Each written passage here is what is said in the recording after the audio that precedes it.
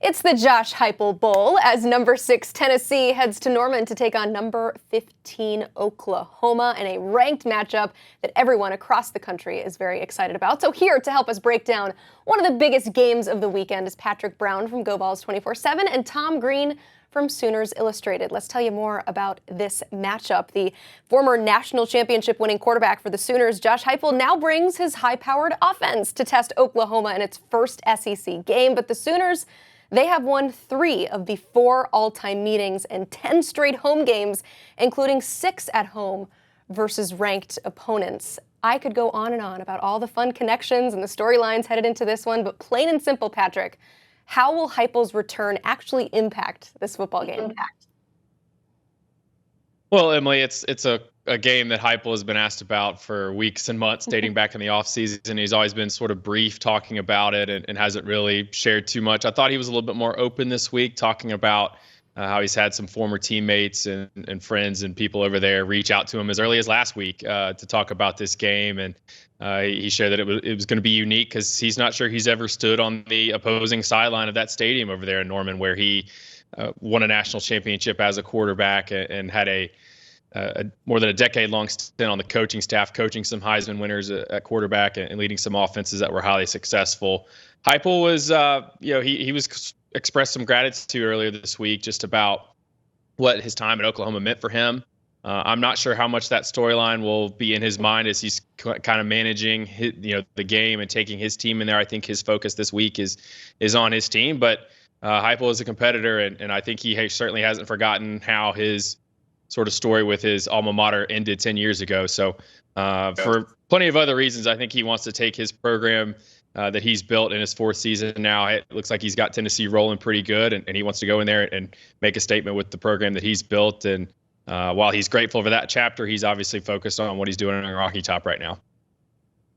Yeah, I mean, it's no secret that, there's some hurt feelings over how things ended for Josh Heupel at his alma mater back after the 2014 season. But, like Patrick said, he's grateful for the experience that he had at Oklahoma and wouldn't be where he is today if not for that. And it was interesting this week hearing Brent Venables kind of reminisce over Josh Heupel and their time together because, he was defensive coordinator at Oklahoma when Josh Heupel was a quarterback. He was still on staff when Josh Heupel was there coaching quarterbacks and running the offense.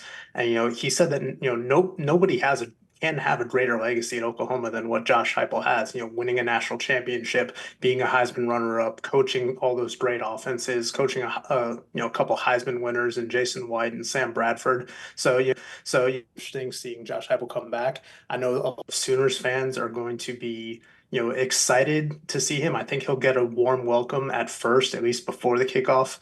I know he joked this week that, he expects the fans to be quiet out of respect for him. But I anticipate that it will be a very raucous environment after, all the niceties are exchanged pregame.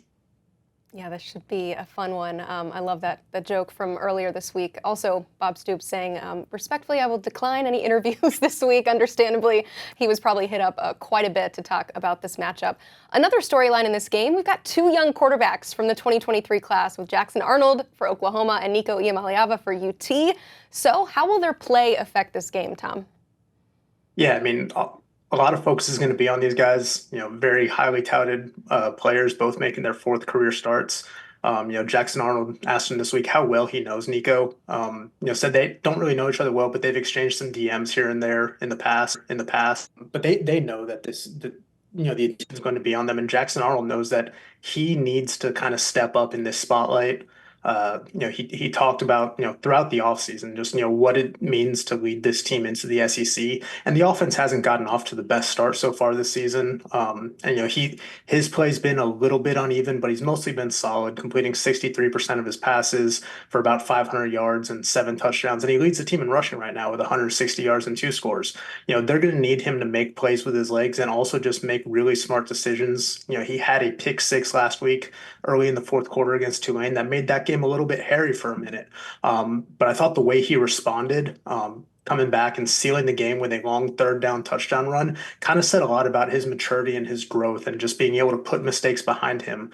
Because we know in that first career start he had in the Alamo Bowl, he had 3 interceptions, lost a fumble, and there was some concern about his ability to make good decisions, and that was a big storyline in the offseason. But he's done a pretty good job so far this year of calling those. Now he just needs to kind of take the next step and make this offense his. Yeah, Tom, I think Nico Iamaleava at Tennessee is sort of already been able to make this offense his. And it's interesting to listen to you talk about Arnold sort of responding to adversity. We saw the same thing from Nico against NC State. He threw his first interception, a forced throw where I think he tried to maybe trust his arm a little bit too much.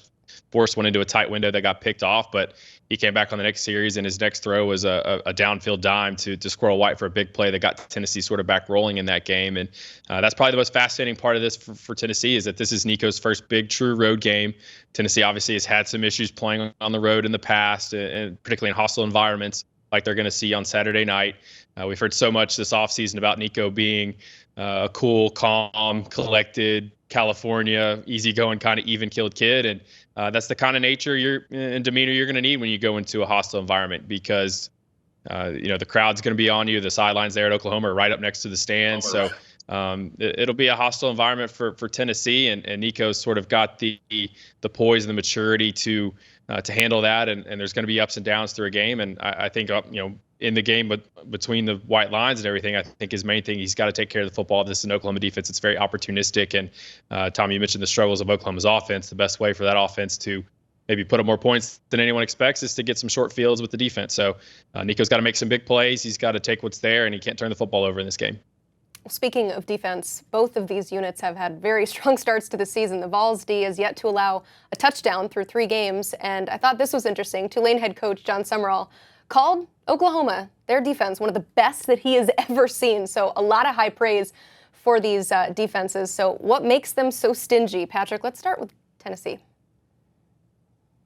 Well, I mean, for Tennessee, it starts on the defensive line. I mean, we've talked a lot about this group throughout the offseason. They can roll 3 groups of 4 in there and not have much drop off. A couple of those young players maybe on that third team line maybe haven't quite hit the ground running just yet. But, I mean, Tennessee's got 6 defensive tackles that legitimately could start across the country. One of their third team guys actually did start at Stanford last season, Jackson Moy. So they've got a lot of hungry veteran guys on that defensive line. And Oklahoma's got some question marks on the offensive line. I think you only need to go back a couple weeks ago when Tennessee played NC State, another suspect offensive line, to see what the results are. NC State could not run the football. Tennessee's defensive line lived in the backfield throughout that game. I think NC State's top running back finished with negative yardage, and Tennessee had, I think, 13 tackles for loss in that game. So they were the tone setters of that game. And listen to Amari Thomas, the senior team captain for the Vols this week. He said that going on the road, it's on the defense to sort of create the energy and the momentum and take the crowd out of the game. So it'll start up there for Tennessee. They've got the other 2 levels of the defense are playing pretty well right now too. I think a lot of that is because they know the defensive line is so dominant and is able to change the line of scrimmage against the run and get after the quarterback so quickly against the pass. So this is a defense that's playing really well. They're executing their jobs at a really high level. You see guys in position. You see a lot of team defense, and they're limiting big plays and getting off the field on third down, and they're going to need that defense to travel as they go on the road this week. Yeah, for Oklahoma, it's that a lot of these guys are in their 3rd year now under Brent Venables. He had a lot to kind of rebuild when he took over the program, especially on that defensive side of the ball. They've not been very good there, in recent years. But this is starting to look like a Brent Venables defense. It starts with guys like All-American Danny Stutzman, Billy Bowman, just guys who have been there and been making plays on this defense for the last 2+ years. And, the big question mark kind of for this defense coming into how they'll stack up on the defensive line going into the SEC. And, they got a lot of guys coming back, Dejon Terry, who played at Tennessee a couple years ago. They added Dominic Williams from TCU, who's started every game his first 2 years of college and was a freshman All-American. And the defensive line has kind of answered the call and been a lot more impressive than probably people expected. Oklahoma's tied for 6th in the country with 11 sacks through these first 3 weeks. Grayson Halton, a junior who's in his 3rd year in this defense, has kind of taken that step forward. He's got 2.5 sacks and leads the team with 8 pressures. R. Mason Thomas just absolutely took over that, the final 2 possessions of that Tulane game last week to kind of slam the door shut. He had, a forced fumble, 3 sacks, a pass breakup, and another hurry over the span of 9 plays. And I think getting those guys off to a good, fast start to this season can be real beneficial for this team because the pass rush numbers weren't always there last season. But this unit's just shown improved growth. And you take away Jackson Arnold's pick six early in the fourth quarter last week. This defense has only allowed 8.5 points per game through these first three games. So they're rolling right now. They feel real comfortable in Brent Venables' system, and having a guy like Zach Alley, the new defensive coordinator, who was basically, Brent Venables' disciple for years at Clemson, coming up in that system, a guy that knows that defense well. I just think that there's a lot more cohesion, and everything's kind of running a lot more smoothly for this defense right now. I know that was a big point of emphasis as they made the move to the SEC, get bigger up front, but certainly building that confidence early on in the season helps. So we simulated this game 20 times on EA College Football 25, and it was close, but Oklahoma came away with the win 12 of those times. So for each team, we'll start with the virtual victors. That is you, Tom. What is the biggest key to pulling out a win in this very real game? Well, I think Oklahoma just needs to do a good job with, applying pressure on Nico Iamaleava. Like you said, this is going to be his first career road start. This defense has been very opportunistic. They lead the nation with 10 takeaways so far. So if they can kind of make him uncomfortable and force him into mistakes, maybe give that offense a short field every now and then to kind of kickstart things for an offense that's been struggling for Oklahoma. I think that will certainly be huge. But again, that's easier said than done. Nico has been a guy that's been very good in his decision making so far this season. And Josh Heupel and that offense, they do things very well. Brent Venables said this is going to be the biggest test that they've faced since he's been back as head coach. Tom, I think for Tennessee, the key on the defensive side of the football is something you touched on earlier. It's Jackson Arnold running the football. That could be a great equalizer. You can have the best, the most perfect defensive call on for a certain situation. But if you don't cover the quarterback on the zone read, or if you let him scramble for a first down on 3rd and 10, that can galvanize the stadium and sort of demoralize you as a defense. So I think that's the key for Tennessee's defense.